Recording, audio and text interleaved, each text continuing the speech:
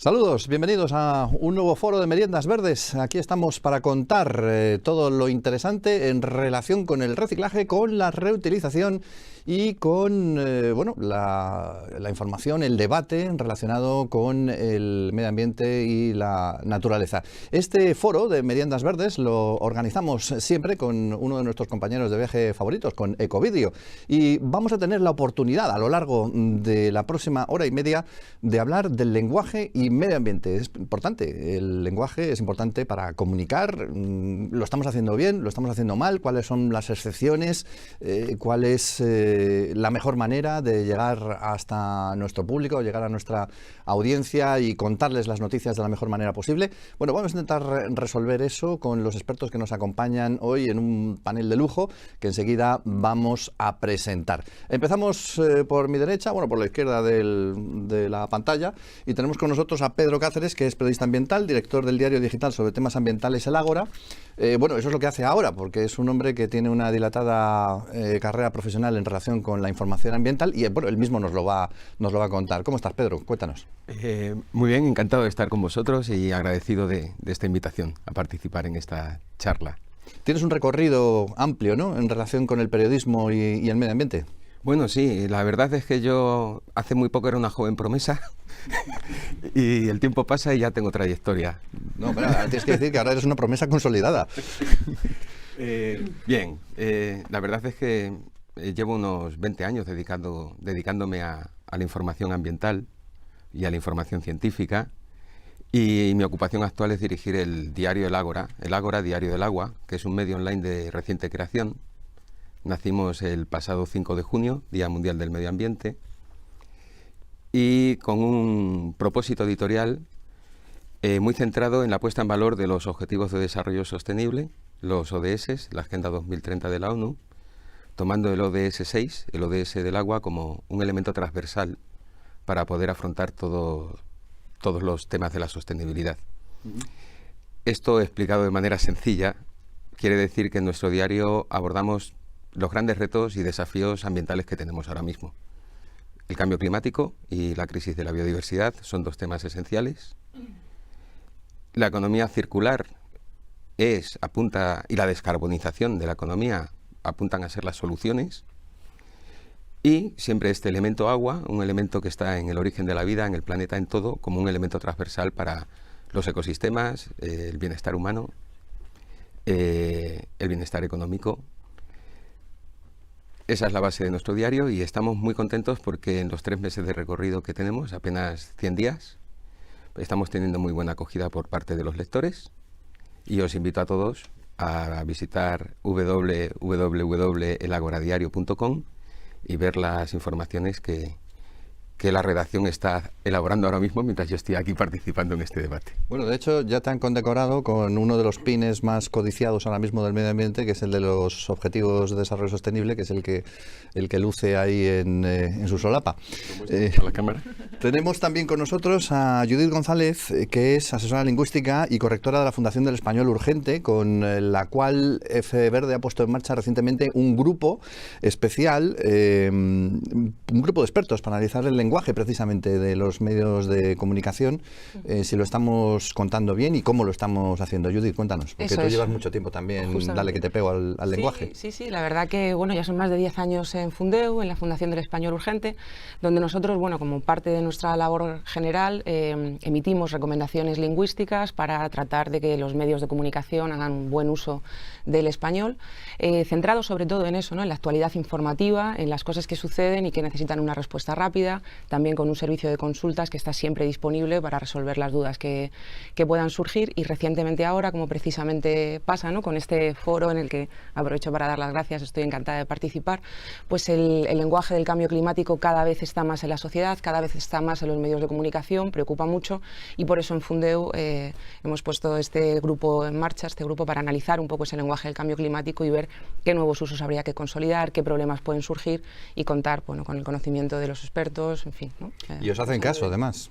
Que eso es más difícil de conseguir, porque ves cambios en el lenguaje. Yo me acuerdo, por ejemplo, Qatar. Antes se escribía Qatar con Q y sin la U. De la última ortografía. Le pusisteis la C y la gente empezó a escribir con C. Bueno, nosotros difundimos en parte algunas normas y en otras, por supuesto, las normas de la academia las difundimos, pero también tratamos de ir un poco más allá en esos casos en los que la norma, digamos, no siempre es incuestionablemente aplicable, los casos en los que surgen dudas, tratar de, bueno, de ir un poquito más allá para ser sobre todo una ayuda útil, ¿no? Que es de lo que se trata. Bueno, tenemos varias expresiones interesantes que iremos desgranando a lo largo de esta hora y media relacionadas con el medio ambiente, y si queréis acompañarnos o tenéis alguna duda específica que digáis, quiero saber cómo se dice de esta manera o de la otra, pues lo podéis comunicar a través de nuestro Twitter de FEVerde y ya veremos si os hacemos caso o no. Pero bueno, vosotros lo podéis preguntar ahí. Ya sabéis que el hashtag es Meriendas Verdes y estamos contando precisamente pues todo lo relacionado con ello.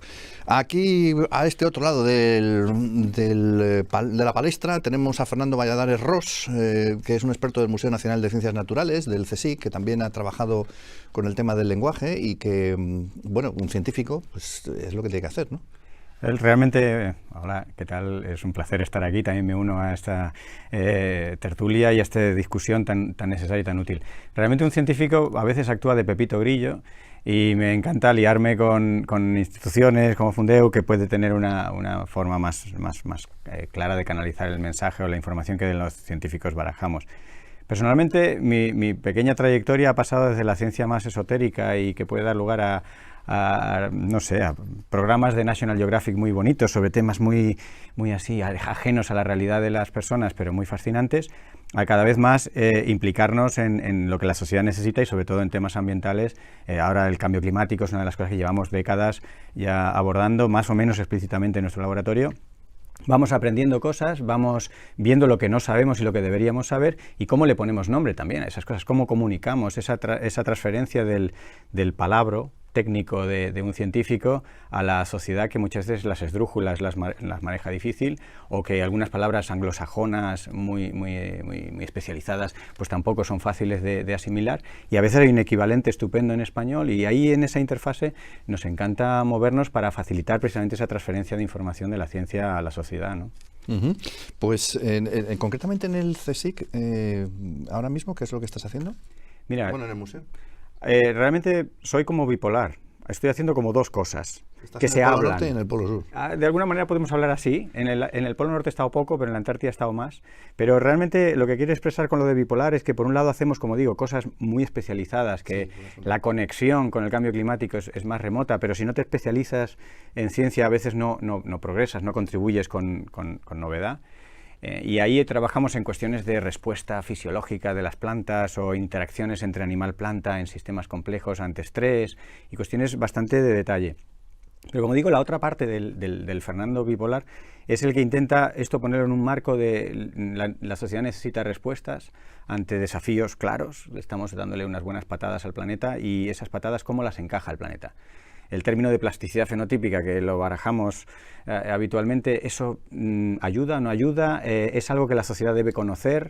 Y ahí es la interfase de ese otro Fernando que se mete en unos charcos que a veces ni en la familia ni en el laboratorio comprenden, y que me vuelven un poco locos porque me salgo de mi esfera de confort, ¿no? Claro, hay que imaginarse llegando a casa para comer, mira que te he preparado aquí un cocido y tal. Bueno, pero esto no tiene plasticidad enotípica. Claro, la familia se queda así como...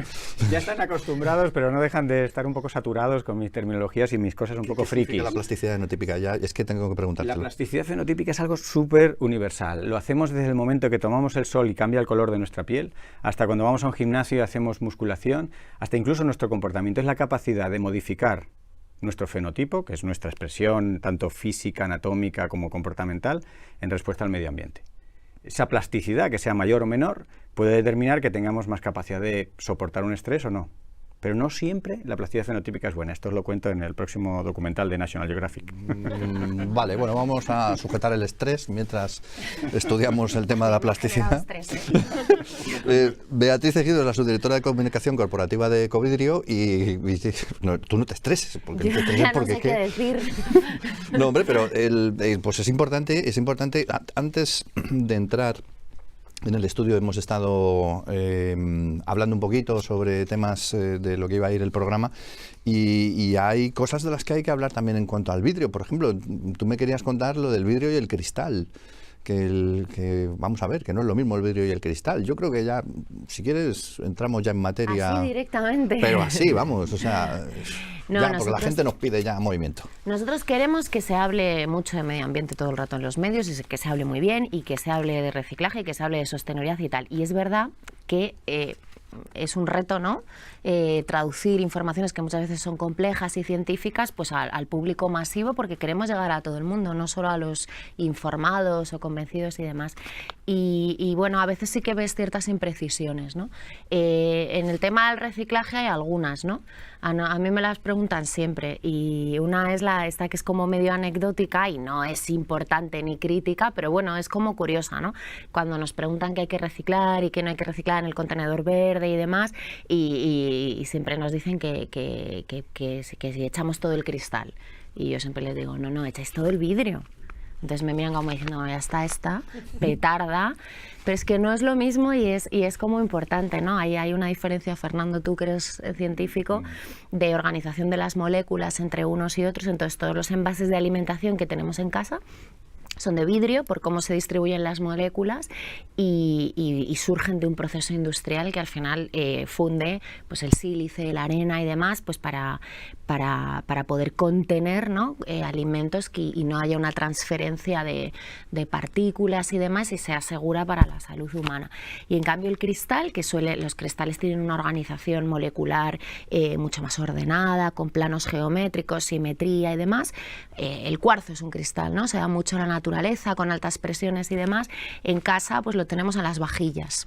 ¿Por qué? Porque tienen contenidos de óxido de plomo altos, pues para que brillen, para que suenen, para que sean bonitos. Entonces no es lo mismo vidrio que cristal, por eso al contenedor verde pues no hay que echar pues una copa de estas que te regala la suegra, que oye, si no te gustó, no, hay que llevarla al punto limpio. Y bueno, es uno de los términos así que nosotros contamos, hay otros, pero siempre me lo pregunta la gente con mucha curiosidad, y yo pues se lo cuento. Pues bueno, yo creo que esto ha quedado ya claro, y si nos estáis siguiendo en el debate ya tenéis que saber si alguien nos pregunta vidrio o cristal. Bueno, la explicación está ahí. Ahora vais y os dais una vajilla de plástico, que os conozco, pervertidos. Bueno, vamos a ver, vamos a hablar también de otras cositas que tenemos por aquí, empezando por lo básico, medio ambiente. Antes habíais comentado, ¿por qué medio ambiente y no ambiente entero? ¿Por qué habíais comentado, en inglés, por ejemplo, existe el environment, pero no la mitad del environment? ¿De dónde viene eso? Judith. Bueno, no, lo que estábamos aquí un poco charlando era si, creo que apuntábamos, si era el término más conveniente quizá, ¿no? Un poco para pues aludir digamos, al entorno. O yo puedo hablaros desde el punto de vista lingüístico. Medio ambiente es una palabra que yo creo que está asentada en español, o sea, que los medios utiliza, que la gente es una palabra que tiene activa en la cabeza.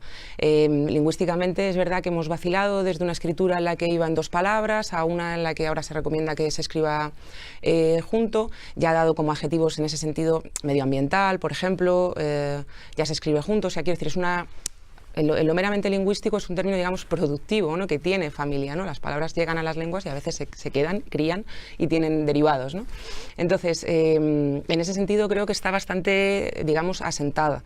¿Que luego nos parece más conveniente o menos? Pues ahí ya depende un poco con qué ojos la analicemos. Quizá yo creo que algo que tiene en contra o se puede un argumento en contra de esa palabra, aparte de que en inglés no existe el medio, tal, medio no solo significa mitad en castellano, también en español, también vayamos por ahí, pero quizá a mí me parece que a la gente le puede sonar a lo mejor un poco alejada, ¿no? Si decimos entorno o decimos, parece que son cosas que tienes más cerca, que te rodean, no sé si quizá por ahí... sería interesante, pues eso, ¿no? Muchas veces el environment en inglés lo traducimos por eso, por el entorno. El entorno es lo que yo puedo hacer. El entorno parece que rodea mi casa, que son mis árboles, que son, mientras que el medio ambiente, a lo mejor, no sé, la gente puede decir, bueno, eso es lo que pasa los domingos si voy al campo, ¿no? O sea, no sé si por ahí a lo mejor iba un poco la cosa, pero vamos. ¿Tú siempre has usado medio ambiente desde que empezaste con el periodismo ambiental o no? Sí, yo ya nací con esa palabra sentada, sí. Y no soy quien yo para hacer una enmienda a la totalidad. Como tú muy bien dices, Judith, existe, la gente la conoce y está funcionando. Mi reflexión va más allá. Me gustaría hacer un poquito de arqueología semántica y decir, ¿quién lo inventó? No lo sé, o sea, no sé cuándo se puso en circulación esta palabra, que ha sustituido términos o ha reemplazado términos de toda la vida del acervo lingüístico. Antes decíamos la natura, en otros siglos, la naturaleza, la vida silvestre, el campo, que yo creo que son términos que apelan más a la sensibilidad. Yo creo que en comunicación la seducción es importante. Sí. Todos lo sabemos, en los espacios cercanos e íntimos, con nuestros amigos y familiares, el lenguaje parte de la cercanía y la seducción.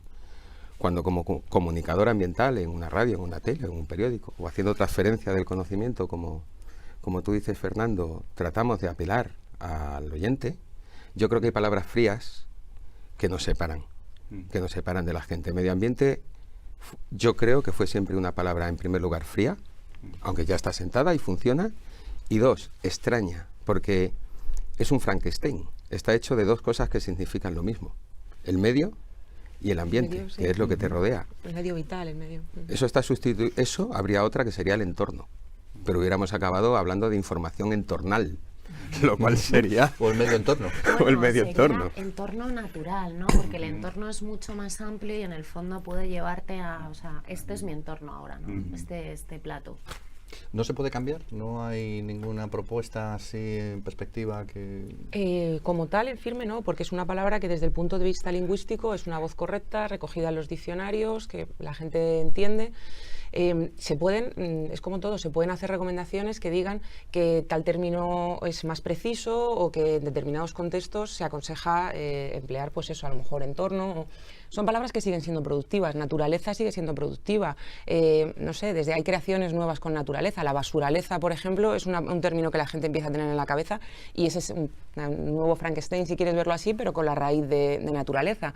Se habla, por ejemplo, de resilvestrar, ¿no? Con el sentido este de volver a digamos, reponer el medio natural en el medio ambiente, ¿no? Porque está tan cambiado, que hay que volver, digamos, a ese estado primigenio, si se quiere, o más natural, y a eso lo llamamos resilvestrar, en ese sentido la vida silvestre, la vida... O sea, son términos que siguen siendo productivos en español. Yo creo que medio ambiente no ha venido a silenciar por completo otras voces. Se puede, quiero decir, si es como todo, si hay consenso científico en que otro término es mejor, eso se puede intentar difundir. También las palabras llevan un tiempo hasta que se implantan en la sociedad, la gente las empieza a oír, las empieza a escuchar, pero en ese sentido no solo hace falta una recomendación lingüística, también hace falta que sea un término que esté en los medios de comunicación, que los científicos divulguen, que la gente oiga, porque eso es lo que más hace, ¿no? En todo caso, medio ambiente todo junto, no medio La recomendación ambiente. es esa, sí, la recomendación es esa. No es incorrecto escribirlo en dos palabras, no es incorrecto porque viene de dos palabras, pero bueno, la recomendación es todo mejor en junto una. va separado y separado va todo junto. ¿No es eso? Yo, Pedro, por cerrar este capítulo, o sea, líbreme Dios de criticar la palabra medio ambiente. Solamente quería expresar que medio ambiente son los zapatos que tenemos para caminar, pero solamente quiero dejar dicho que son unos zapatos, funcionan, pero son unos zapatos muy feos, ¿eh? Bueno, vamos a ver si conseguimos unas chancletas que nos vayan bien. Fernando, desde el punto de vista de la comunicación científica, porque tú te dedicas a ello, ¿cuál es, a tu juicio, el mayor inconveniente que encuentras a la hora de comunicar a través del lenguaje todos los trabajos en los que te has implicado o en los que se implican tus colegas? Bueno, la dosis de conocimiento que hay detrás de muchas palabras es uno de los obstáculos que me encuentro. Quiere decir que a veces pensamos que los términos son como neutros, y nos damos cuenta que los científicos tenemos una, digamos, iba a decir el término así, un poco un background, ¿no? O sea, detrás de un término hay un montón de información que en el mundo académico, científico, universitario, lo asumimos, y luego cuando hablas con otra persona que no tiene ese conocimiento, que no se ha formado, no conoce todas las implicaciones de ese término, y eso requiere que la palabra se convierta en una frase. O sea, cuando comunicas tienes que darte cuenta de que algunas de esas palabras las tienes que hacer una frase para contextualizarla. La palabra sola, que en el mundo científico, en el mundo técnico, está cargada de contenido, en la sociedad carece de ese contenido. Y a veces palabras, a lo mejor tengo que pensar algún ejemplo concreto, pero palabras que se usan mucho. Plasticidad fenotípica. Me encanta que se haga popular esta palabra, pero incluso, no sé, pool, que se empieza a usar mucho. Hay muchas palabras que quieren decir muchas cosas, ¿no? Términos estadísticos, media, varianza, que aparecen en los términos dispersos por los medios de comunicación y que un científico o una persona, digamos, del ámbito de especialización sabe todo lo que hay detrás y la gente no tiene por qué saberlo. Y ese es uno de las armas de doble filo cuando comunicas. Si sueltas una de esas palabras o si buscas un equivalente que transmita el mensaje y que no tenga la necesidad de llevar la mochila informativa que va detrás. Claro, ese es un problema que nos hemos encontrado muchas veces en periodismo. Bueno, en periodismo especializado, pues ya lo conoces y llega un momento que tienes ese background, ¿no? Pero te encuentras muchas veces pues con que un estudio de 5 años en 300 folios lo tienes que resumir en 400 palabras. Claro. Y es muy complicado. Una de las formas de resumir, los científicos estamos expuestos a resumir mucho. El formato en que se publica la ciencia es un formato muy resumido y somos bastante buenos por práctica, no porque seamos listos, sino porque estamos todo el día resumiendo. Pero claro, una forma directa de resumir es utilizar palabras que son como ficheros de ordenador que los pinchas y se abren, ¿no? Porque esa misma palabra detrás tiene 300 folios. La mencionas y te ahorras 300 folios.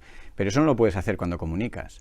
Y ese es el desafío. Lo que me ha ocurrido cuando algunos de mis artículos los hemos planteado en un ámbito más de divulgación, de comunicación, que yo he aprendido mucho en el proceso, es cuando el redactor propone alternativas y empieza a rescatar del castellano equivalencias que dices, anda, pues si esta palabra no significa lo mismo, pero sugiere al lector más o menos lo mismo y nos ahorra mucho y es hasta poética o hasta suena bien y rescatas del castellano. Y ese ejercicio de rescate que hace el redactor culto y que tiene tiempo, que son dos cosas que no siempre se dan en la comunicación, pues enriquecen los dos lados. Y dices, ¿por qué tengo yo que utilizar un anglicismo, un tecnicismo, cuando hay esta otra palabra que no significa lo mismo, pero que al lector sin conocimiento le permite saltar directamente a la información, al contenido, ¿no? Esto es interesante. Beatriz, desde el punto de vista de la corporación o de la comunicación corporativa, es verdad que vosotros trabajáis en muchos sitios, hacéis cosas con diarios, hacéis cosas con televisión, hacéis cosas con radio, con internet, hacéis cosas con foros, ¿cuál es la diferencia, si es que hay alguna, que tú hayas visto en esa manera de comunicar según el medio ambiente informativo en el que te muevas? Bueno, hay una diferencia clarísima cuando estás tratando con efectivamente periodistas especializados, como has dicho antes, en medio ambiente o en ciencia, y periodistas generalistas. Muchísima. Ya ni te cuento si es una tele o no una radio, que es un medio muy rápido, pero por lo menos en la experiencia que tenemos nosotros nos dedican mucha entrevista y entonces tienes tú la ocasión de ser la voz, pero sí nos encontramos con bastantes imprecisiones. Y fijaos que al final lo nuestro es un tema, hablo de un tema muy social, muy arraigado a los hogares, al final pues la separación selectiva, que no es lo mismo que el reciclaje, no sé qué, o sea, la gente lo tiene incorporado, es como, no lo llamaría, no es nada técnico ni científico, afortunadamente ya cada vez está en nuestro día a día y todos lo oímos, lo usamos bien. Bueno, pero aún así nos encontramos a veces imprecisiones muy, muy grandes. Al final la tele en 30 segundos son 3 cosas que... Y yo digo, ay madre, pero si es que ya no es una cuestión de ponerme purista, es que han cambiado todo el sentido. Es que esto no es una tasa de reciclaje, es que no tiene nada que ver, es que me han bailado los datos. Entonces a veces me pregunto si el mensaje llega bien o distorsionado, ¿no? Entonces sí, cuanto más especializado el periodista, cuanto más tiempo tiene, cuanto más espacio te puede dedicar. Esto es una cuestión pues al final de poder trabajar un tema o no, o ir a la inmediatez y demás. Pero bueno, no es un mensaje dramático, o sea, yo creo que el mensaje llega bien, hay sensibilidad en los medios. Desafortunadamente creo que todo el tema del medio ambiente ha saltado de forma masiva a los medios porque estamos en un momento ya de emergencia que es que lo tenemos es que nos ha explotado en la cara, pero bueno, el caso es que ahí está. Entonces hay buena disposición y ahora falta asentar conceptos, creo yo, y dedicarle un poquito de, ¿no? Igual al final tenéis que acabar creando eslóganes en plan político, ¿no? O sea, en lugar de hacer una explicación larga, decir esto es tacataca, tacatá. ¿No? Sí, para me dan un miedo, fíjate, sí. Me dan un miedo los eslóganes porque lo decía Fernando, o sea, a veces hay una cantidad de cosas, o sea, cada vez que intentamos acortar o simplificar un mensaje, Claro, que es mejor acortarlo tú a que te lo acorten ellos, también te digo. Es verdad. Bueno, ahora que hablas de emergencia, hemos estado hablando mucho tiempo de cambio climático, pero ahora resulta que tenemos encima de la mesa hay un póker de denominaciones, que si cambio climático, que si crisis climática, que si emergencia climática, que si cuarto de baño climático, todo es climático. ¿Cuál es la diferencia entre cuál es la que tenemos que utilizar? ¿Cambio climático, crisis climática, emergencia climática? La diferencia es un poco cómo se quieran enfocar las cosas y cómo se quieran un poco contar. Lo bueno también es que, digamos, hay opciones para comunicar la gravedad de los hechos. Hay, digamos, una escala de expresiones, ¿no? Veníamos hablando en origen, al principio del todo, del calentamiento global. Yo creo que empezó por ahí, ¿no? El calentamiento global era una manera, digamos, de aludir simplemente a lo que es el aumento de la temperatura del planeta Tierra. De calentamiento global se empezó a hablar, o pasamos a hablar de cambio climático. Cambio climático es, en ese sentido, un término más general. Por cambio climático se entiende no solo el cambio climático actual que estamos viviendo, sino todos los cambios climáticos que el planeta Tierra ha tenido a lo largo de su historia. La particularidad del actual, digamos, es que es el primero que se debe, yo creo, bueno, directa o indirectamente a la acción humana, ¿no? En ese sentido también cambio climático se ha utilizado y se utiliza, yo creo, a veces en la prensa como sinónimo de calentamiento global, cuando en realidad no es exactamente eso, porque el calentamiento global, como digo, alude al aumento de las temperaturas, mientras que el cambio climático abarca otra serie de fenómenos atmosféricos. El cambio climático se ocupa de cómo varía la presión atmosférica, no solamente de las temperaturas, sino pues incluso de los fenómenos meteorológicos extremos o los eventos extremos, con qué frecuencia suceden, tal. Es digamos, más amplio. Lo que además pasa en este momento es que yo creo que a nivel internacional, en la prensa, incluso también aquí, mismamente lo estamos viendo en España, la agencia EFE, por ejemplo, ¿no? Está un poco también liderando esto, recogiendo un poco la idea que yo creo que está en la comunidad científica, de que el cambio al que nos enfrentamos pues es, digamos, más importante de lo que la expresión cambio climático da a entender, ¿no? A veces parece que el cambio climático es algo que le sucede al planeta, que no va con nosotros, que no podemos en ese sentido hacer nada. Por eso algunos expertos y algunos medios de comunicación empiezan a apostar por otras expresiones como crisis climática o como emergencia climática. La diferencia entre crisis y emergencia pues es simplemente que emergencia da la idea, digamos, de que esto es aún más acuciante, o sea que la frecuencia de los fenómenos y la velocidad a la que avanzan es tal que algunos creen que sería más justo o más riguroso, digamos, hablar de emergencia. ¿Otros qué opinan? Pues que a lo mejor lo que venimos hablando, ¿no? Salir en una televisión a hablar de emergencia climática, pues puede darle la idea a, no sé, pues un jubilado de Albacete que tenga que salir corriendo y a lo mejor, pues oiga, usted no tiene que salir corriendo ahora mismo, pero sí que hay que tomar medidas que frenen esto y esas medidas hay que tomarlas ahora. En ese sentido también yo creo que los expertos con bastante tino establecen una diferencia entre, digamos, el tiempo que es nuestro y el tiempo que es del planeta. Y claro, las medidas no son exactamente las mismas, ¿no? En nuestro grupo de cambio climático nos ponían un ejemplo que a mí me parece que era que me parecía bastante esclarecedor, que es como si tú vas en un barco pequeño de 12 metros de eslora y llegas al puerto, pues tienes que frenar el barco media milla antes de llegar al puerto. Ahora, si tú vas en un transatlántico de 200 metros de eslora, pues entonces tienes que frenar el barco muchísimo antes de llegar al puerto. Pues esa es la diferencia entre nuestro tiempo, el tiempo del velero, y el tiempo del transatlántico, que es el del planeta, ¿no? Para frenar el barco dentro de y que no choque con el puerto, hay que tomar medidas ahora, ¿no? Yo creo que esta precisamente, pues eso, ¿no? Esos ejemplos o esas metáforas, digamos, son una forma buena de que la gente entienda, como apuntaba Fernando, ¿no? La complejidad de transmitir ese discurso del lenguaje científico, que es un lenguaje técnico, que es un lenguaje que como jerga técnica, como lengua de especialidad, tiene sus propias características y es distinto del lenguaje común que se habla en la calle, ¿no? Y hay una diferencia de términos, pues tú mismo apuntabas, ¿no? Es que yo en el mundo científico, si utilizo un término, tengo en la cabeza todo un background, decías, o una especie de bagaje, de historia del término, que cómo lo llevo a un texto, lo tengo que cambiar por una frase o por otro artículo para explicarte esto, ¿no? Entonces yo creo a veces que esa precisamente puede ser una manera de hacer divulgación, la forma de poner metáforas o ejemplos que la gente pueda entender en su cotidianidad para que se vaya acostumbrando a esos términos científicos y cada vez nos dé más, digamos, como un escalón en el que apoyarnos. con esto ya acabo, pero no sé, hace a lo mejor 10 años o menos, o 5, no sabíamos lo que era la dana, ¿no? Dana, no se tenía en la cabeza esa palabra. Hoy en día, sobre todo después de estas semanas que llevamos de lluvias, creo que todo el mundo en la calle ha oído lo que es dana y entenderá más o menos, pero conoce lo que es esta depresión, tal, ¿no? La manera de llover, la relación con la gota fría. Hemos conseguido incorporar eso, digamos, al lenguaje de la gente. Se puede hacer, a lo mejor, con otros términos, como crisis climática, como emergencia, en fin. Bueno, ahora, aportar, ahora ¿no? hablaremos de la dana, que también tiene su historia. ¿En ciencia se usa más crisis climática o emergencia climática? En ciencia no se usa mucho crisis climática. Eso tiene un mensaje muy de comunicación a la sociedad. Me ha encantado la introducción que ha hecho Judith, porque realmente es muy clara cómo se ha pasado de calentamiento global, que es lo primero que se empezó a tener evidencia, el cambio en la temperatura media del planeta, cómo iba creciendo a una velocidad exponencial y teníamos que ver en el asunto, al concepto de cambio climático, que es más inclusivo, que incluye la variabilidad. Que esto es uno de los conceptos que científicamente yo le insisto mucho a los estudiantes y yo mismo me lo recuerdo. La gente, y yo mismo, muchas veces necesitas un valor medio como de referencia, pero la media sin la varianza nos dice muy poco. O sea, si nosotros todos nos comemos un sándwich, la media será un sándwich por persona. Pero si tú te comes 5 sándwiches, la media será un sándwich por persona. Pero la varianza es grandísima. Tú tienes una indigestión y nosotros nos morimos de hambre.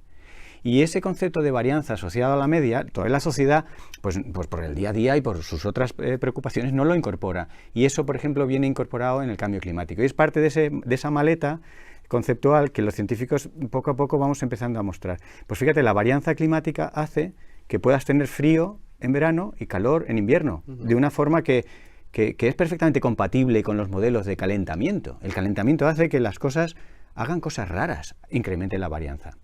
Y ahí empezamos con un concepto. Entonces, temas como emergencia climática o crisis climática son conceptos interesantes. Yo vivo la diversidad, yo soy un forofo defensor de la diversidad a todos los niveles, desde la diversidad biológica hasta la diversidad lingüística. Viva todas las palabras y la selección natural irá mostrando cuáles conviene utilizar más porque transmiten y son más eficaces, ¿no?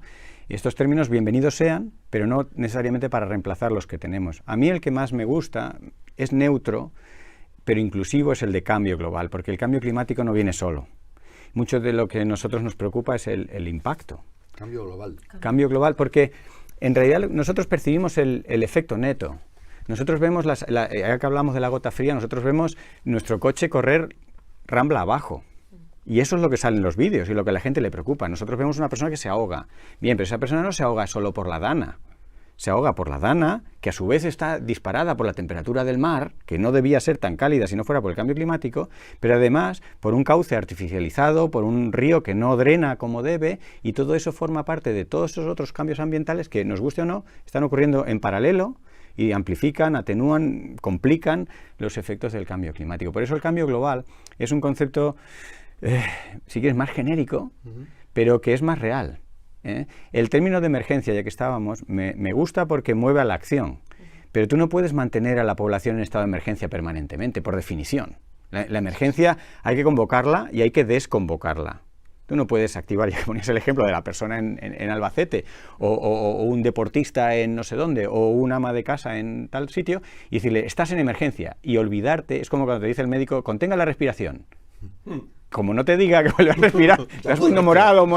No puedes estar eternamente así. La emergencia hay que desconvocarla y esa switch de on-off, ¿no?, de encender y apagar la emergencia, es lo que tendríamos que acoplar al término y usarlo de esa manera. Es que emergencia evoca en la cabeza, yo creo, una idea de que es un estado, y los estados son estados, o sea, tienen un principio y un final, claro, como bien dices. Puntuales. Mientras que en ese sentido, por eso mucha gente apuesta por crisis, como en el sentido de, bueno, crisis da una idea un poco de una duración, de que es, bueno, un estadio, a lo mejor, no solamente un estado, ¿no?, un momento. Entonces, Pedro, vosotros en el Ágora, ¿qué usáis? ¿Crisis, cambio, emergencia? ¿Qué es lo que usáis? Buena pregunta. Como todo está naciendo a la vez y a toda velocidad, todo esto está ocurriendo este año, estamos teniendo un debate interno sobre cómo hacerlo. Acabo de asistir fascinado a este diálogo. De verdad, habéis hecho unas aportaciones, mi cabeza está empezando a dar vueltas. Por una parte, señalar cambio global. Cambio global es un término que los científicos estáis usando hace ya más de 10 y 15 años, que define todo el impacto humano sobre el planeta. Lo que luego nos lleva al término antropoceno. Eso es. ¿Vale? Es el cambio climático más la crisis de biodiversidad más todos los impactos. Yo, en la medida de lo posible, en mi trayectoria, he intentado poner ese término en el discurso. Ya lo iremos popularizando porque realmente esta es la crisis de la sostenibilidad que estamos viviendo ahora. Y el cambio climático forma parte del cambio global. Es uno de los motores del cambio global. El debate sobre el calentamiento, o sea, el global warming, que dicen los ingleses, es muy interesante porque te aleja, ¿no? La cosa se está calentando. Si la cosa se calienta, puede llevar a cambios. Y se inventó el climate change, el cambio climático. Pero la gente decía, bueno, cambios ha habido mucho, no me afecta. Y luego viene el término crisis. Me ha encantado la división entre emergencia y crisis, entre estado y estadio, y el switch. No puedes tener a la gente en emergencia porque te agotas. Sobre todo si no haces nada para parar la emergencia. Bueno, y se inmuniza. Perdona que, o sea, no, ese efecto, ¿verdad?, de cuando ya lo incorporas y en el fondo no es para tanto, ¿no? O sea, hay que saber cuándo... Claro, me estoy cuando muriendo, elevar, ¿no?, la tensión. Es como decir, me estoy muriendo, pero me estoy muriendo durante 10 años. Uno no se muere durante 10 años. Son términos que tienen sentido si en ese momento introduces determinadas medidas o determinados cambios, que es por esto vamos a hacer esto, esto y esto, y esperamos conseguir esto otro.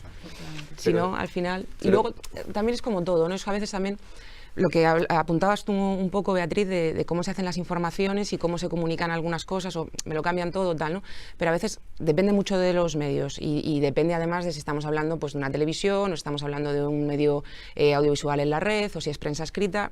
A todos los niveles cambia. Pero hay una cosa que yo creo que funciona mucho, es, a ver, el poder de la televisión sigue siendo muy grande, ¿no? Lo que se ve, lo que se emite en la tele, lo que llega a casi todos los hogares, ¿no? Mucha gente no compra el periódico, no lee el periódico o apenas pone la radio, pero televisión hay en todas las casas, ¿no? Y a mí hay veces que me da pena, tienes, o sea, no sé, la increíble capacidad que tiene la televisión para convertir cualquier cosa en un suceso.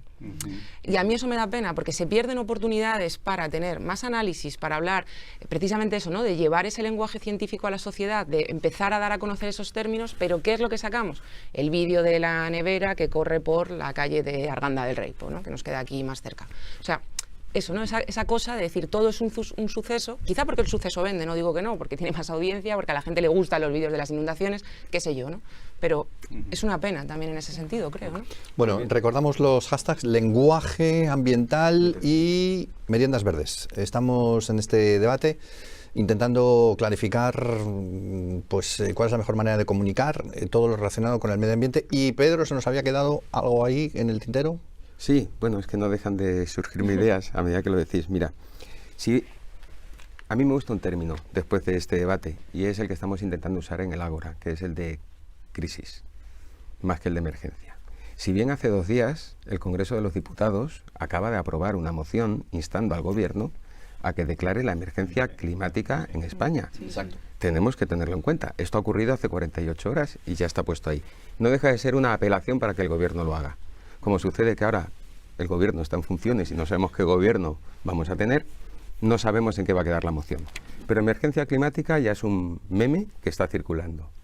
Yo prefiero crisis. Mirad, a la hora de comunicarle a la gente, yo creo, hablamos del planeta como una casa, ¿no? Ecología viene del término griego oikos. Si el planeta es nuestra casa, yo siempre intento hacer comparaciones con mi propio hogar, ¿vale? Cuando a ti te dicen que hay un calentamiento global del planeta, es como si te dicen tu casa se está calentando. Pues bueno, pues vale. Cuando te dicen que hay cambio climático, es que tu casa está cambiando. Cuando te dicen que hay una crisis climática, es que tu casa se puede quemar o se va a empezar a quemar.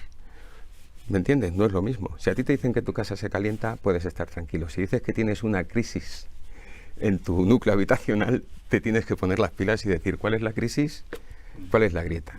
Yo creo que crisis climática, si no me equivoco, además, Fernando, que tú eres el que de verdad sabe estas cosas, define la situación actual. Claro, claro. Pero tampoco tomemos a la ciencia por lo que no es. O sea, yo tengo mucha promiscuidad conceptual e intelectual y salto de un área a otro por curiosidad y porque creo que son temas muy transversales, pero la ciencia en cuestiones de sociedad y de comunicación a veces no tiene ni que entrar, ni es mejor ni peor que cualquiera de vosotros que sois profesionales de la comunicación.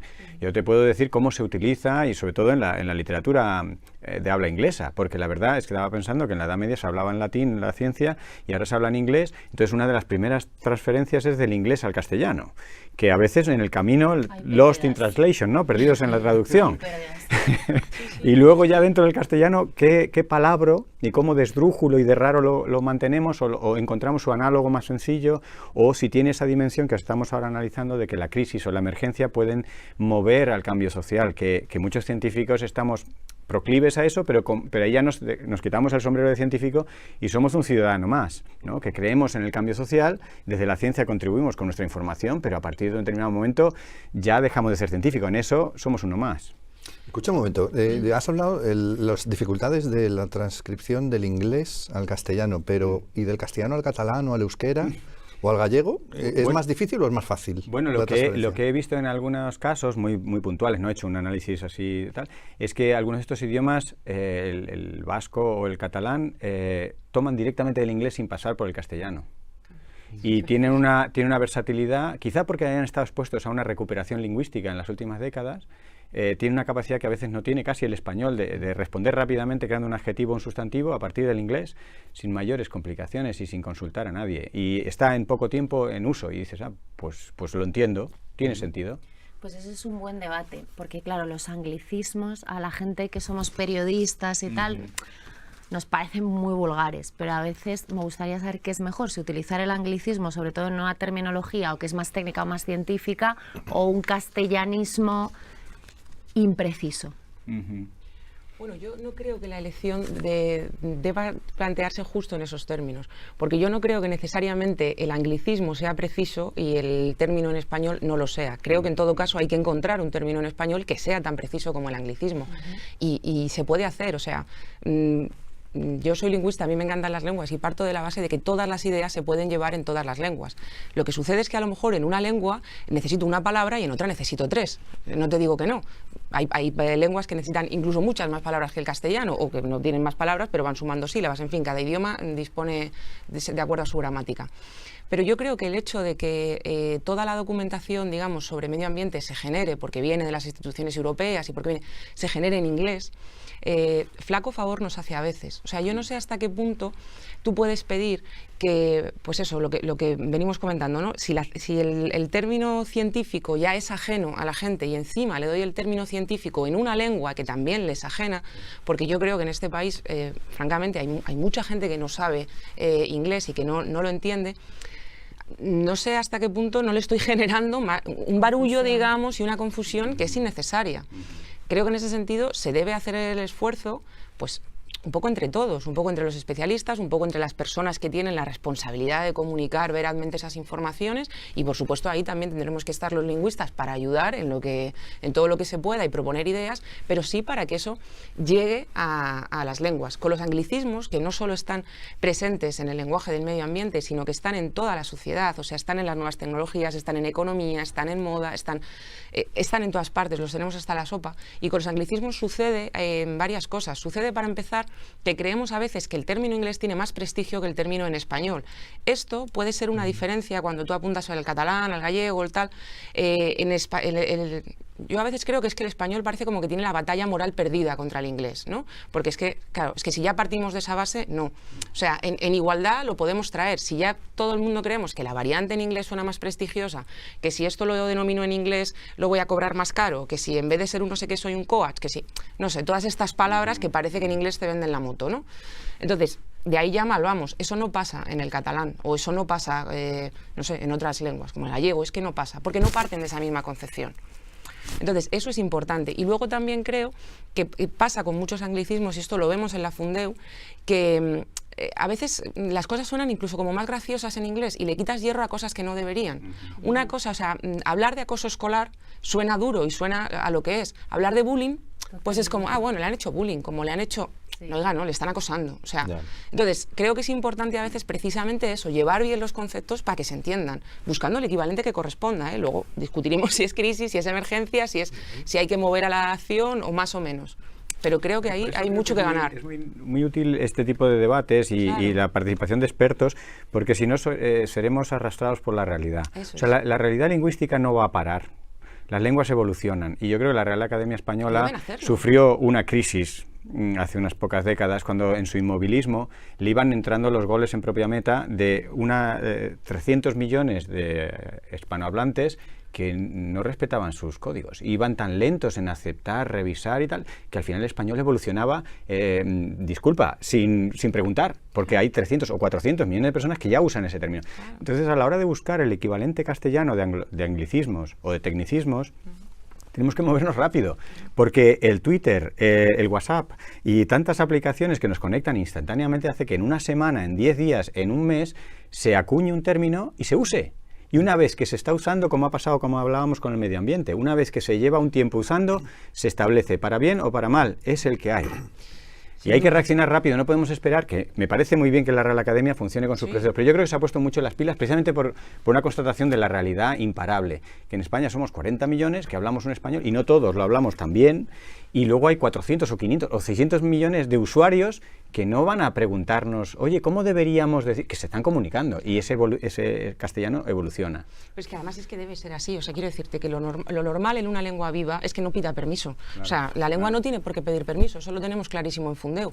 Por eso nosotros también lo que tratamos de hacer es siempre de recomendar y, digamos, de encauzar a veces ese torrente de novedad y el torrente de términos. Y decir, oye, mira, pues este derivado quizás es mejor este otro, o sí, este adelante, no tiene nada malo, tira con él. O sea, precisamente por eso, porque la lengua va así y no le pide permiso a nadie. Eso... No solamente el inglés, hay otros idiomas también, el alemán, me encanta esta palabra, de Kaltlufttropfen. ¿Has visto con el acento de Hamburgo que le he metido? Que significa gota de aire frío y que es de donde viene lo de la expresión de gota fría, que decimos, no, gota fría, así es como lo hemos llamado siempre. No, lo habéis llamado siempre así lo han llamado en Alemania y así nos la hemos quedado nosotros también y la hemos adaptado.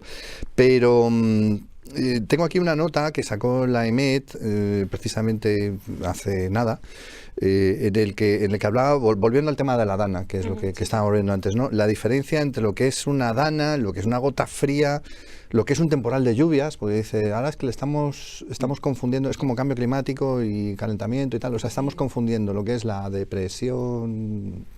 Espérate que lo de niveles altos, creo que es. Gracias por el apunte. Estamos confundiendo la depresión de aislada en niveles altos a veces con un temporal de lluvias, que es otra cosa distinta. ¿Cuál es la diferencia real de esto? Porque llueve.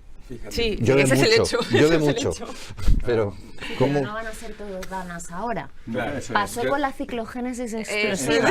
O sea, pero bueno, la incorporábamos casi en el desayuno. Sí. En plan, tiene pinta de ciclogénesis explosiva hoy. Claro, Bueno, de repente que se pone titule, y el tsunami, ¿os acordáis? Marketingiano. Tienen un término, ¿no? Sí, como... Esto es muy gracioso. Claro. Es bastante molón. Forma parte de nuestra vida. Se viene el término y funciona, es marketingiano. Luego hay que intentar entenderlo, lo entienden los señores que saben. Los científicos. Mira, nosotros en el Ágora, esta semana hemos intentado hacer el ejercicio de entender qué es una gota fría, qué es una dana, y hasta hemos hecho un artículo explicativo hablando con EMET y los meteorólogos, ¿no? Gota fría es un término nuevo. Lo puso de moda Mariano Medina en los 70. Exacto.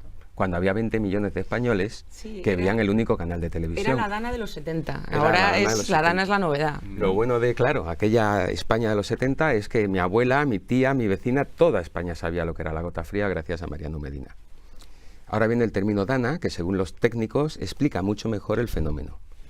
Lo que es muy posible, yo acabo de casi empezar a entender lo que es la dana, al hacer este ejercicio de escribirlo. Las danas no implican lluvia.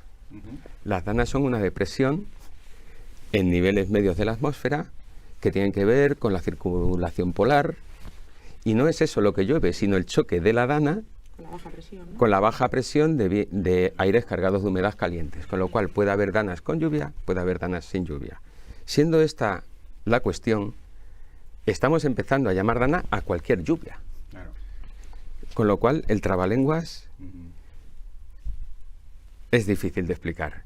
Creo que por una parte funciona, le llega a la gente, temporales fuertes, dana, y tenemos que aceptarlo, pero en la medida de lo posible, que es la función de los medios de comunicación social, es intentar hacer esa función didáctica educativa. Intentar llegar a la gente. Ahí está la función de transmisor del mensaje que tiene el periodista. Primero tiene que entenderlo. Tiene que venir a estos señores. Para eso hemos sido siempre lo que se decía en inglés, el gatekeeper, el guardián del puente.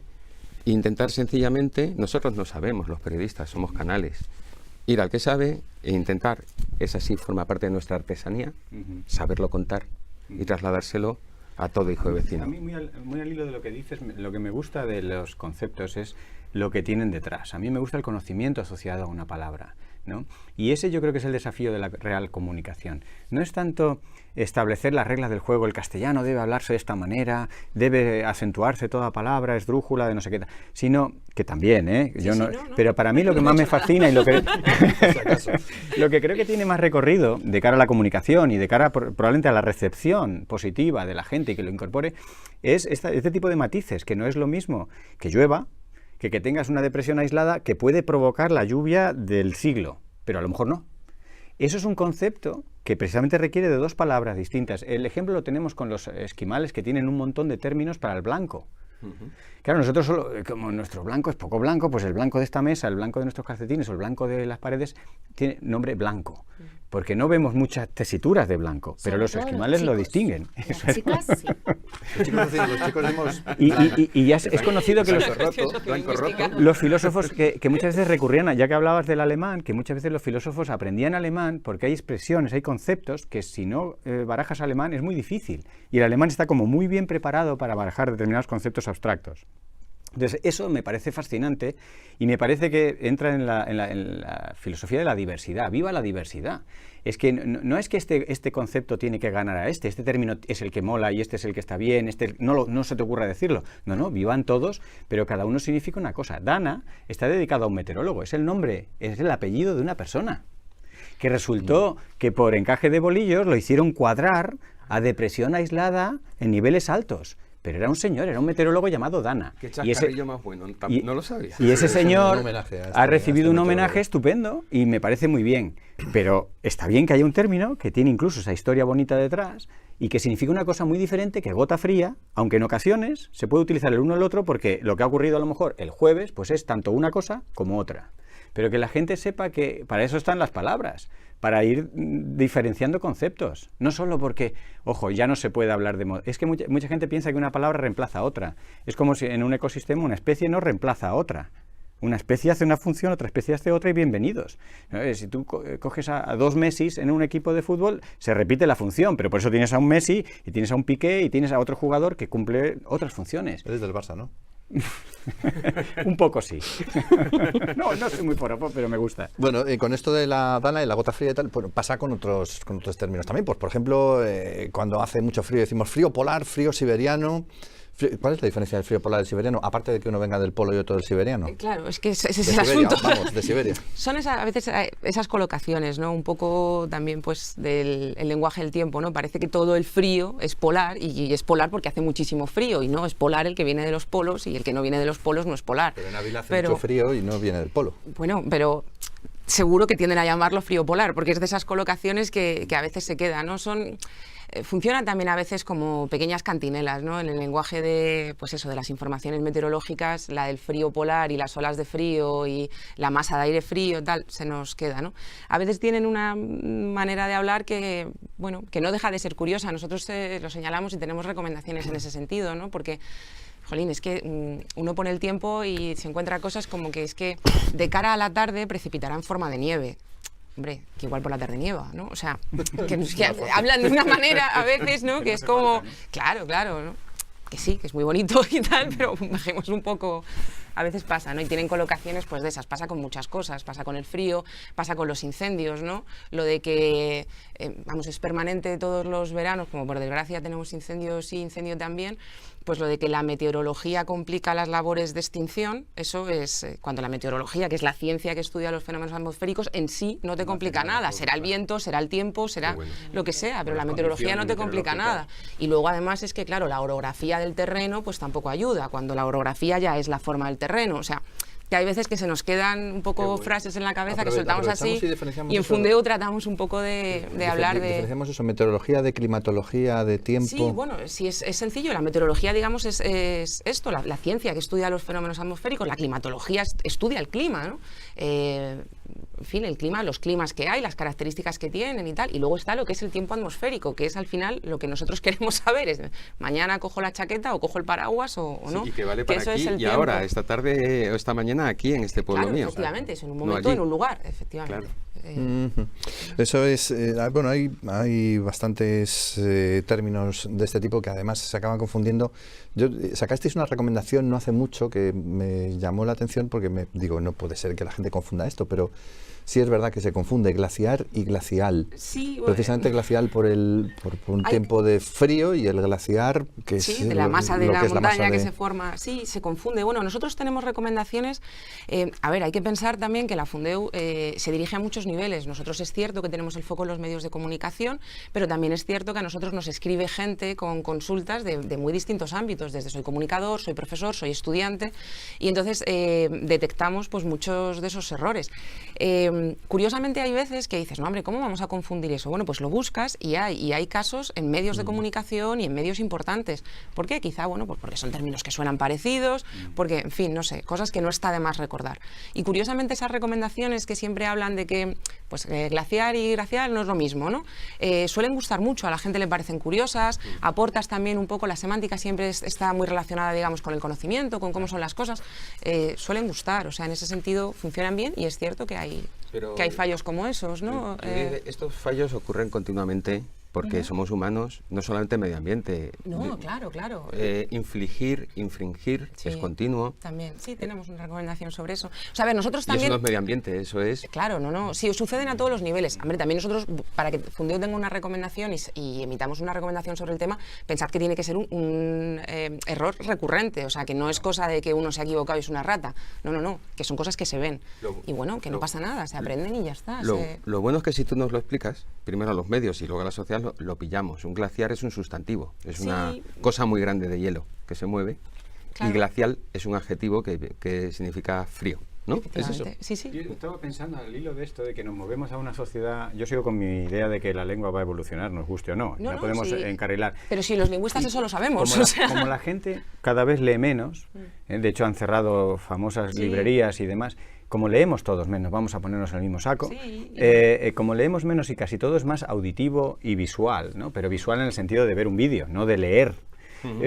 Las palabras homófonas o que suenen parecidas corren el riesgo de extinción. De hecho, en la evolución natural, en la evolución biológica, las especies que se parecen compiten y normalmente una de ellas desaparece. Entonces, cuando las palabras en un ambiente en el que no las lees, porque cuando ves la escritura, tú las separas muy claramente. Una palabra con B o con V, los que hemos leído mucho, ya mis hijos no leen tanto y entonces las B y las V se les mezclan porque suenan igual.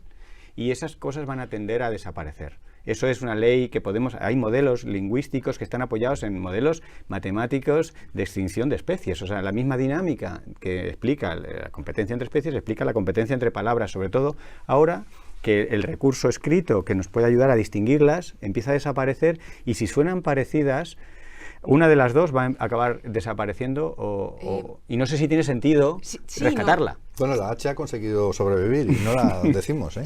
Vamos a ver por cuánto tiempo. Bueno, Fernando, o sea, yo sí creo, o sea, es cierto que las lenguas, como organismos vivos, uno puede establecer, y se ha hecho durante mucho tiempo, en la historia de la lingüística ha habido grandes lingüistas que trabajaban en esa, digamos, línea de trabajo más, no sé, con un enfoque más naturalista sobre la lengua, y se han establecido muchas veces similitudes, eso, ¿no?, con la biodiversidad en otros, bueno, en un ecosistema lingüístico como con cualquier ecosistema, ¿no?, como en un medio marino compiten los peces o las distintas especies y tal. Eso funciona a veces, no siempre, eso no te da leyes incuestionables, porque luego la lengua no funciona exactamente así. O sea, la historia de las palabras muchas veces es muy azarosa y en el hecho de que una palabra se tienda a usar más o se deje de usar, hay cosas a veces, pues eso, tan fortuitas como el prestigio, como que una determinada comunidad sienta que una variante tiene prestigio, entonces tiende a imponerse durante unos años. Si tiende a imponerse y está en textos de cultura, esa palabra, digamos, subirá, se utilizará más, pasará a los diccionarios, en la medida en que pasa a los diccionarios se fija. Depende. Esas cosas a veces a nivel sociolingüístico se estudian muchísimo. Hay veces que las variantes de prestigio se contagian a otros grupos sociales que quieren hablar como la gente que tiene prestigio y solamente por eso la gente que tiene prestigio deja de hablar, porque es como, uy, ya hablan como yo, me voy a otra cosa. O sea, quiero decirte que en los ecosistemas vivos pasan muchas cosas con las palabras. Es cierto también, como apuntabas, lo has dicho varias veces, yo creo en la biodiversidad, y sí, eso es cierto, y existe a nivel lingüístico, pero yo creo que es una idea que mucha gente no tiene en la cabeza a nivel lingüístico. Fíjate, nosotros en Fundeu muchísimas veces nos preguntan, ¿cómo se dice esto? ¿Así o asá? Y en realidad está bien dicho de las dos maneras, pero la gente, yo creo, tenemos un poco quizá la idea, no sé, desvirtuada en la cabeza de que solo algo es correcto, de que lo demás está mal, de que el resto es falta de ortografía. Totalmente. Quizá no lo sé, por el profesor de lengua, o no quiero culpar a ningún profesor de lengua, pero quizá se te queda un poco esa idea, ¿no? De que algo está mejor, o de que, ¿y cómo es mejor decirlo? No, está bien dicho, elija usted como quiera, en función de cómo usted quiera hablar, está bien dicho, pero es una idea que hay mucho. A mí me estructuró mucho en la fase, sobre todo de estudio del lenguaje, los diccionarios de sinónimos.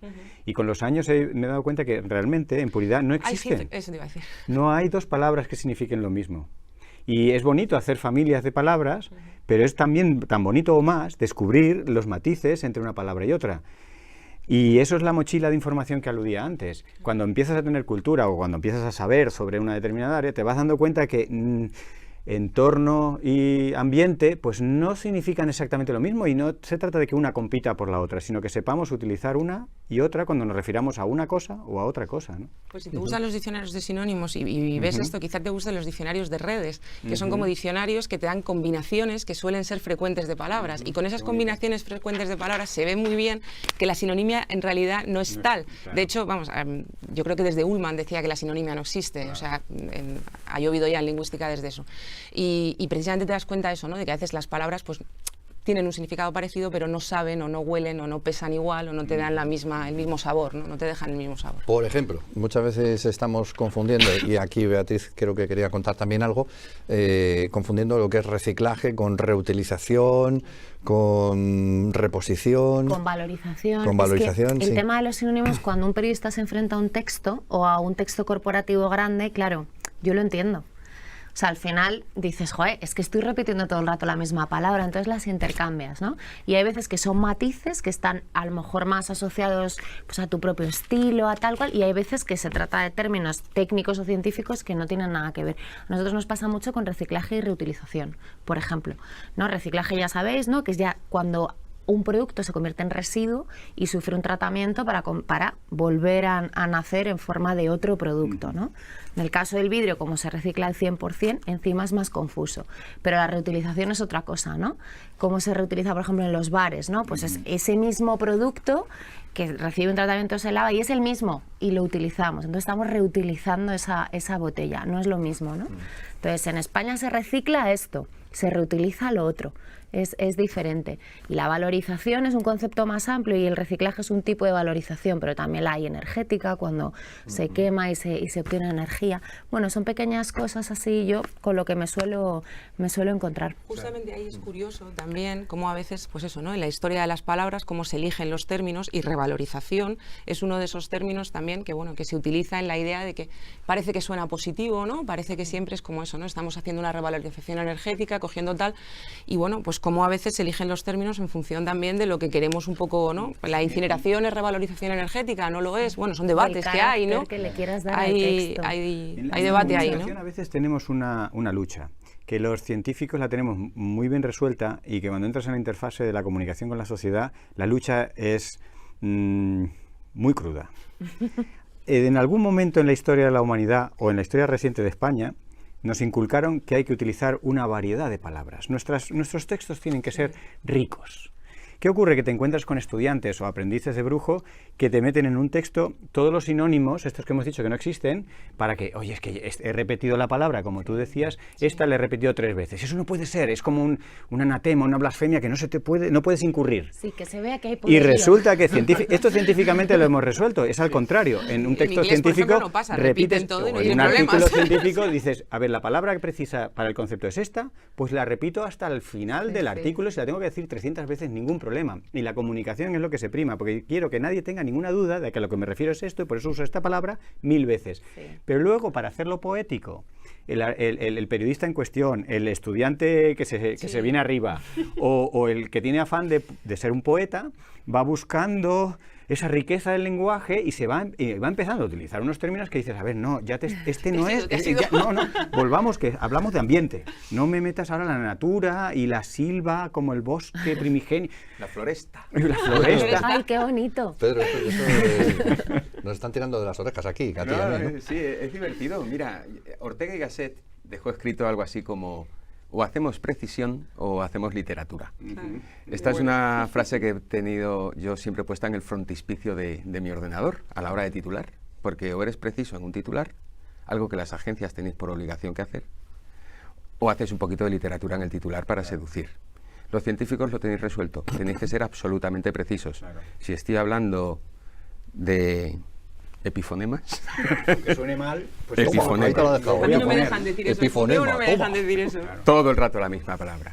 Sin embargo, nosotros, a los que escribimos, nos han dicho, efectivamente, como tú muy bien decías, que haya poderío. Entonces, si la primera vez dices ballena, la segunda tienes que decir cetáceo, la siguiente es animal marino, y el problema es cuando en la cuarta dices pez.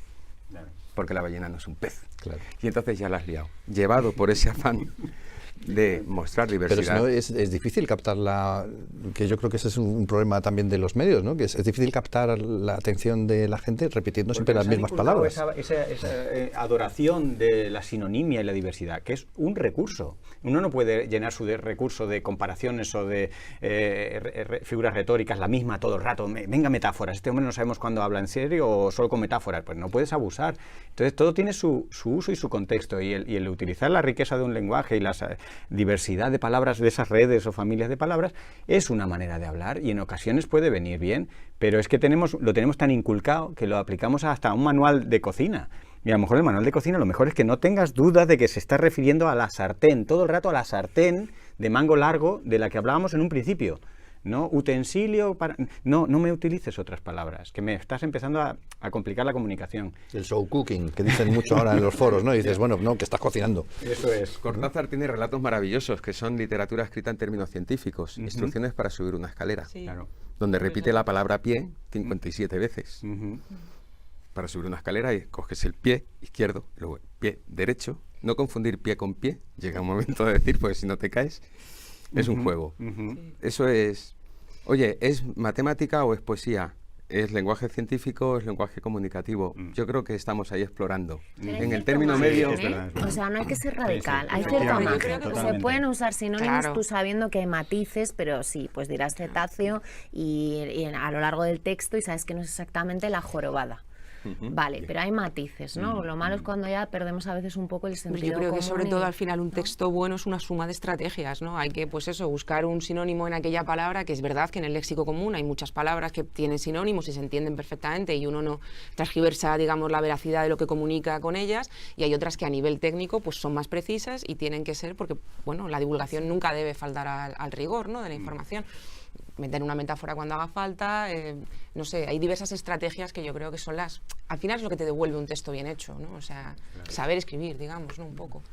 Ahora me voy a marcar yo la erudición. En el templo de Delfos, en la antigua Grecia, ponían de nada, demasiado. Nada en demasía, era la máxima del templo bueno, de pero porque Delfos. tú tienes acento beocio, pero No, yo soy vamos, dorio, entonces lo poníamos así. Te diré que nunca se me olvidará esa frase, porque yo que he estudiado mucho griego clásico, que siempre me gustó, vamos, lo tengo un poco olvidado, pero siempre me gustó mucho.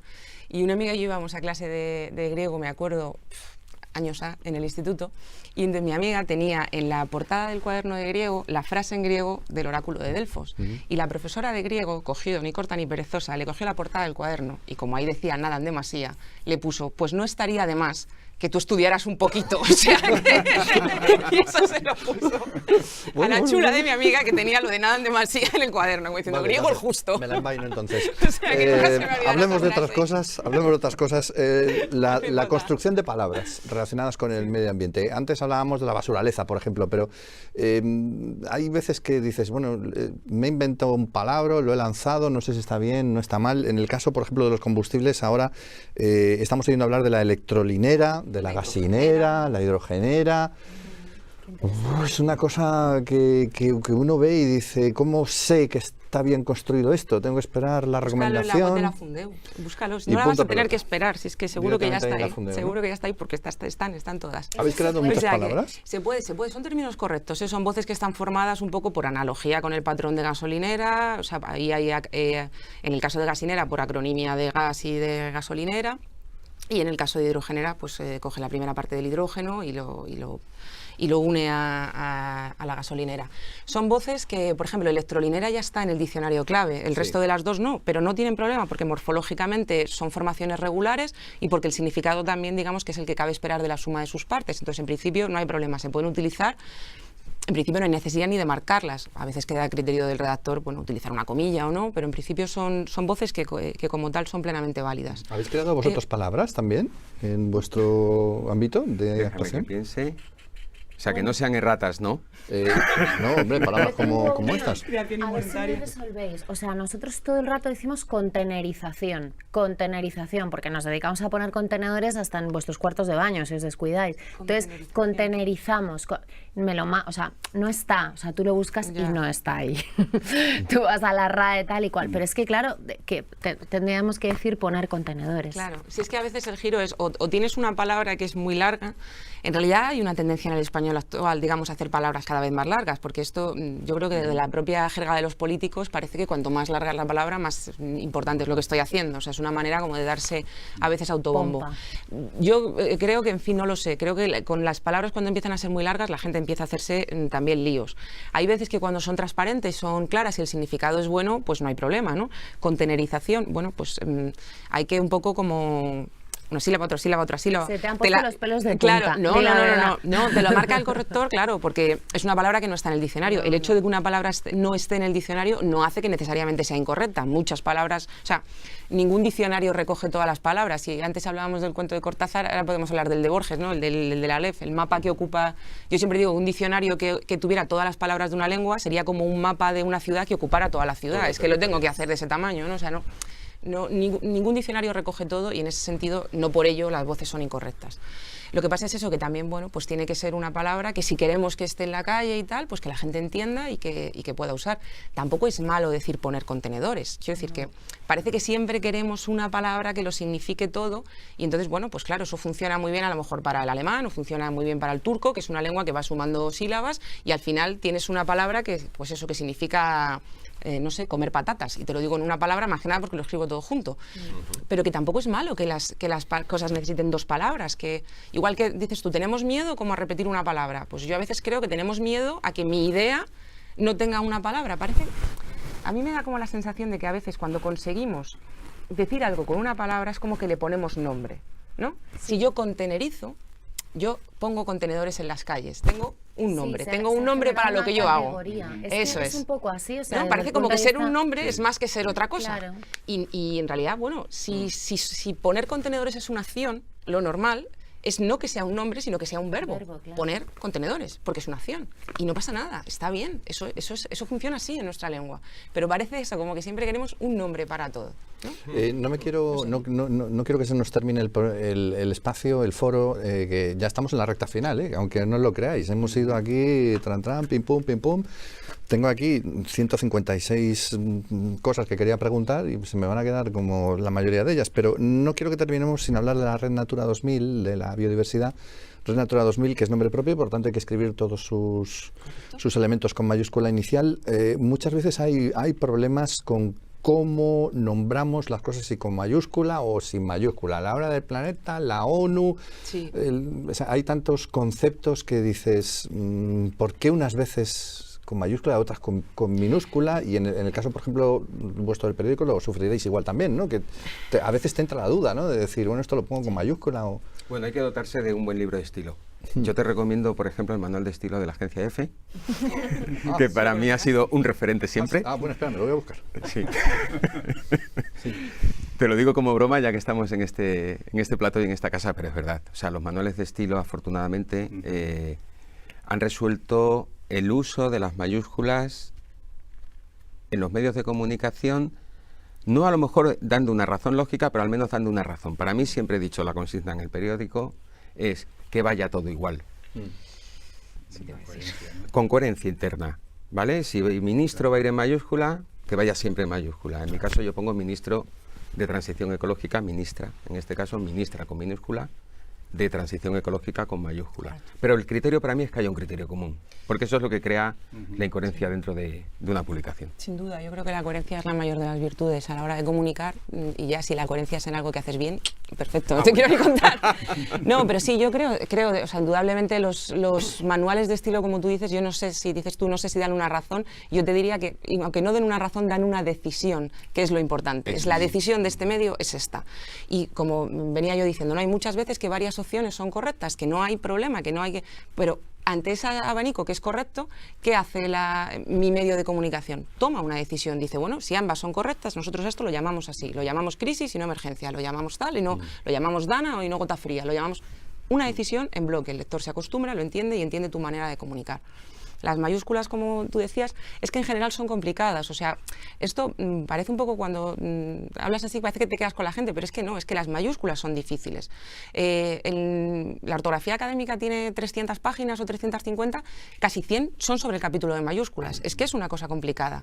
Saber qué es un nombre propio, qué extensión tiene, qué tiene la categoría de nombre propio, cuándo tiene la categoría de nombre propio. Las palabras no siempre se escriben necesariamente en mayúscula o en minúscula, sino en función del contexto, del sentido con el que se apliquen.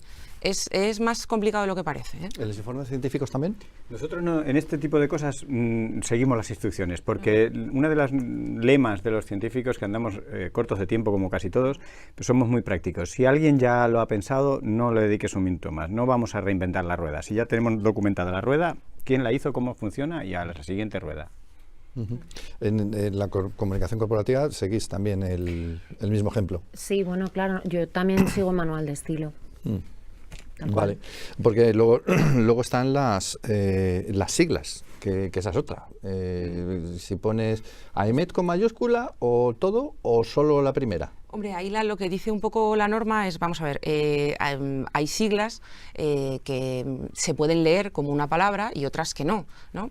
No sé, UGT no es UGT, pero AEMET tiene una forma de sílabas. Sí, bueno, CCO. Fundeu, por ejemplo, viene de una sigla, ¿no? Fundación del Español Urgente, tal, pero ahí queda un acrónimo. Una vez que tú tienes ese acrónimo, es decir, esa sigla que puedes leer con una palabra, si esa sigla tiene mucho uso, al final sucede lo que se llama lexicalización, es decir, que esa sigla acaba por convertirse, puesto que se puede leer como una palabra, acaba por convertirse en una palabra.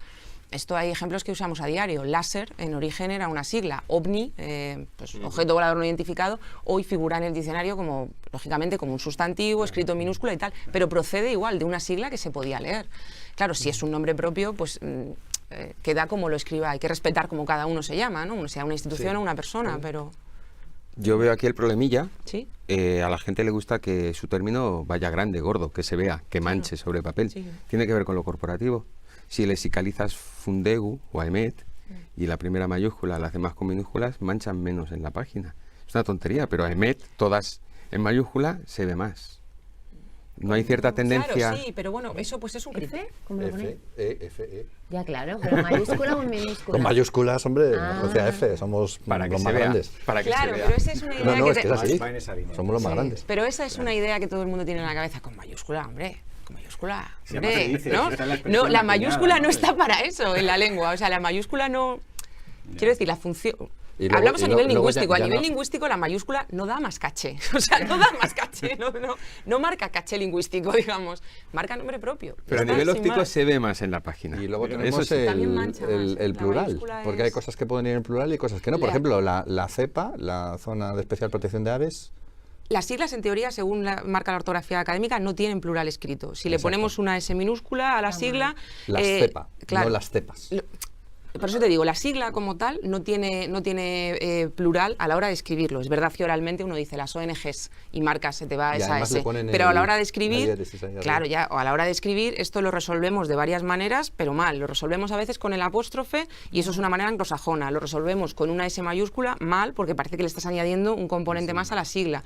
Y si lo resuelves con una S minúscula, pues la academia esto tampoco lo admite, porque igualmente desvirtúa y puede confundir. Conclusión, lo que dice la ortografía académica es que las siglas se marcan en los determinantes y los adjetivos que la acompañan, las ONG, eso es lo que escribiríamos. Eso es lo que dice el criterio. Es que es molestísimo, lo de las siglas me pone, pero verbalmente también deberíamos decir las ONG. Sí, lo que pasa es que, ¿no? bueno, oralmente es más frecuente, digamos, es más, al final...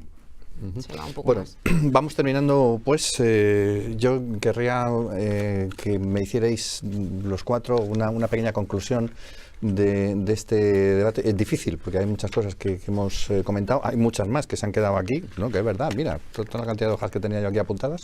Me gustaría un poco que desde vuestro ámbito me contaréis cómo veis, a modo de conclusión, esta evolución del lenguaje, si vamos a poder mejorar lo que tenemos ahora o es una batalla perdida que aún así hay que darla, porque bueno, todos trabajamos en el ámbito de la comunicación. ¿Creéis que se puede reencaminar, que se puede reconducir todos estos problemas que hemos estado viendo? ¿O es una batalla que estamos aquí en plan espartanos hasta el último momento? Pedro. Empiezo yo. Sí. Bueno, lo primero que me gustaría decirte es que me ha encantado el diálogo. He aprendido mucho. Por favor, repítelo. Porque me ha encantado escucharos y me habéis hecho pensar, si os he aburrido con mis tonterías. Casi ni lo planteo como una batalla, es nuestro oficio, es un juego, un divertimento, es el deporte que practicamos, ¿no? El usar las palabras, el comunicar. Hay que estar ahí. No es una batalla, una guerra que se pueda ganar o perder, simplemente es un vivir, hay que convivir, forma parte del ecosistema. Sí es importante, yo creo, que nos demos cuenta de que cada vez, hablando en términos de medio ambiente, vamos a tener que usarlos más porque estamos en un momento crucial, yo creo que es un cambio de paradigma. Yo llevo al periodismo ambiental escuchándole desde hace 20, 30 años, desde que se creó la Asociación de Periodistas de Información Ambiental en el 96, con el impulso de personas de EFE como Arturo Larena. El periodismo ambiental es como el teatro, una mala salud de hierro, ¿no? Siempre ha sido el patito feo, no nos hacen caso, el mito de Casandra, los agoreros, lo contamos pero no nos escuchan. Eso ha cambiado. Desde hace un año o dos está en la agenda global internacional, está en la calle, está en el súper, está en el ascensor. Y estamos, ojo, los que nos hemos dedicado a esto, en un momento de que nos van a sacar a jugar la final. Llevamos un montón de tiempo diciendo, necesito espacio, necesito que me hagan caso. Y ahora me hacen caso, macho, me ha convocado, que voy a jugar la final. Vamos a estar a la altura. Vamos a estar a la altura los comunicadores ambientales de que por fin nos han sacado a jugar la final del Mundial de Baloncesto. Ahí lo dejo. Ahí lo deja. Judith. Pues habrá que estar, o sea, hay que estar a la altura, sí, yo creo que sí, no creo que sea una batalla perdida, como dices. Yo, si creyera que fuera una batalla perdida, te por seguro que no estaría aquí, porque me parece que luchar por causas perdidas solo produce melancolía, entonces no nos lleva a nada.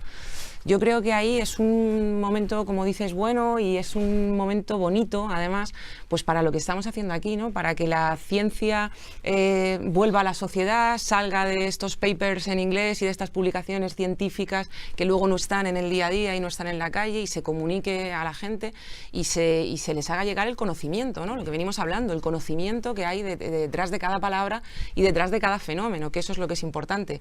Creo que ahí, quiero pensar que ahí los lingüistas podemos ayudar a que eso llegue y a que eso se encauce de una manera, pues con lo mejor posible, ¿no? Con flexibilidad, o sea, como apuntamos, ¿no? Las lenguas son flexibles, las lenguas están vivas, en las lenguas caben las nuevas ideas, de eso que nadie tenga ninguna duda. Y creo además que ahí, jolín, el periodismo y el periodismo medioambiental tiene un momento estelar para hacerlo. Creo que la oportunidad es muy buena y que no se debe dejar pasar, ahí hay que echar el resto, sin más. Fernando, queremos papers, queremos documentos, no papers. Ay, amigo, pero no es exactamente lo mismo.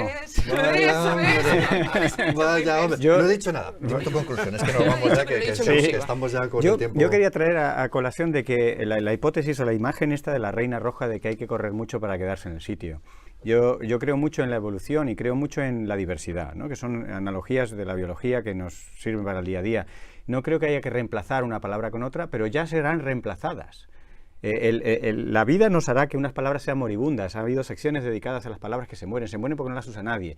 Entonces yo creo que hay que promover la diversidad, pero sobre todo asociándola al conocimiento que cada palabra tiene. Yo soy un amante del conocimiento, y cuando la gente se encuentra ante dos palabras, que piense un momento por qué hay dos y qué significa cada una. Y a lo mejor ahí aprende que hay un matiz que no tenía tan claro.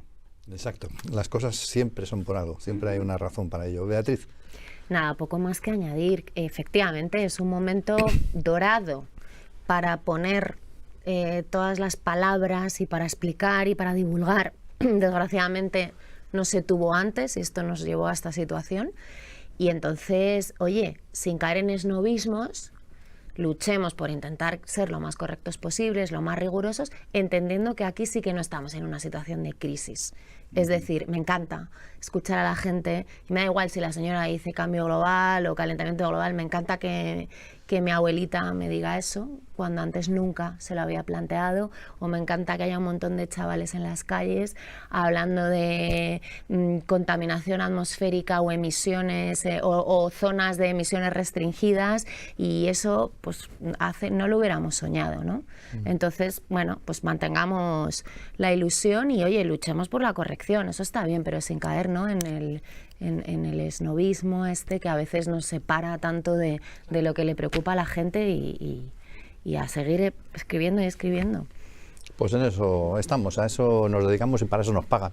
A Pedro Cáceres, que es el director del diario El Ágora, a Judith González, que es correctora de la Fundación del Español Urgente, a Fernando Valladares, del Museo Nacional de Ciencias Naturales del CSIC, y también a Beatriz Ejido, subdirectora de Comunicación Corporativa de Ecovidrio.